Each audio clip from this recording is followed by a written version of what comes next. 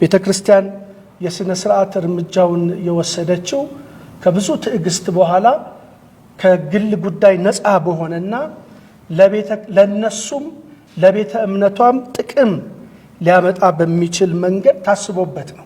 ጉዳዩ እጅግ መነጋገሪያ ከመሆን አልፎ በርካቶችን በሁለት ጎራ ከፍሎ የሚያከራክር ወቅታዊ አጀንዳና አንገብጋቢ ንትርክ ከሆነ እነሆ ወራቶች ገደማ እየተቆጠሩ ነው። የጉዳዩ ፍታ የጀመረው የመሰረተ ክርስቶስ ቤተክርስቲያን ፊተኛ መሪዎች የሆኑት ዶክተር ደሳለኝና አቶ ጊሹ ወደ አሜሪካ ባቀኑበት ማግስት ነበረ። የመሰረተ ክርስቶስ ቤተክርስቲያን መሪዎች አውቀው ይሁን ባለማወቅ የተመሳሳይ ጾታ እንቅስቃሴ አቀንቃኝና ደጋፊ ከሆኑ ግለሰቦች ጋር አብረው አንድ ላይ ታይተዋል በሚል የተጀመረው ተቃውሞ ግለሰቦች ከመሰረተ ክርስቶስ መሪዎች ጋር በመሆን በተለያዩ የኢንተርኔት ገጽ ላይ ምስል በመለጠፋቸው አልፎም የተመሳሳይ ጾታን የሚደግፉ ሰዎች ስብሰባዎች የሚያደርጉባቸውን አዳራሾች ውስጥም ከኢትዮጵያ ጉዟቸውን ያቀኑ የኤምኬሲ መሪዎች አዳራሹን በጋራ ለስብሰባ መጠቀማቸውን የሚጠቁሙ መረጃዎች መውጣታቸውን ተከትሎ ጉዳዩን በማባባስ በአገር ውስጥ የሚገኙ በርካታ ሰዎች ልብ ውስጥም መሰረተ ክርስቶስን የወከሉት ግለሰቦች እንደዚህ አይነት ድርጊት ከፈጸሙማ ተቋሙ በርግጥም ቀስ በቀስ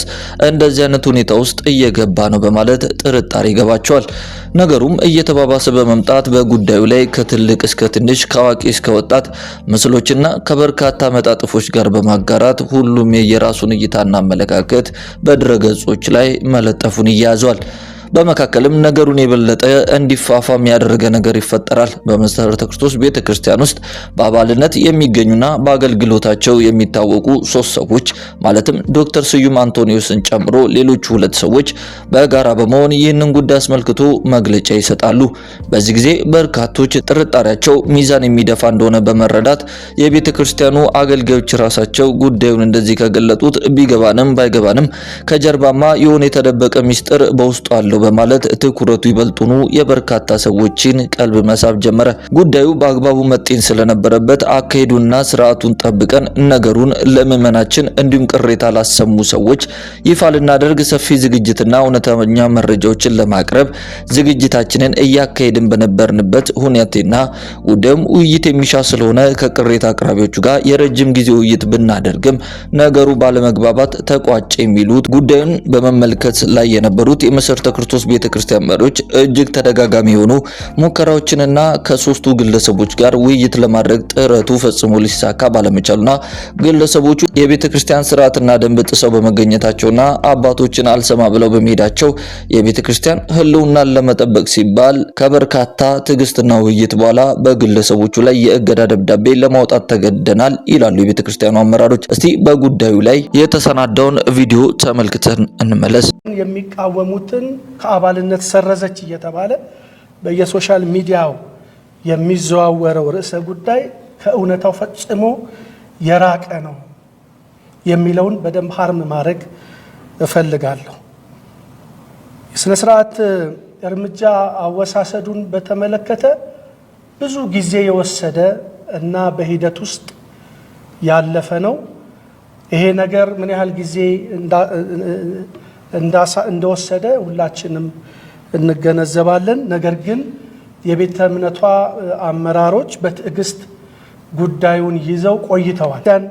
የሥነ ስርዓት እርምጃውን የወሰደችው ከብዙ ትዕግስት በኋላ ከግል ጉዳይ ነፃ በሆነና ለነሱም ለቤተ እምነቷም ጥቅም ሊያመጣ በሚችል መንገድ ታስቦበት ነው።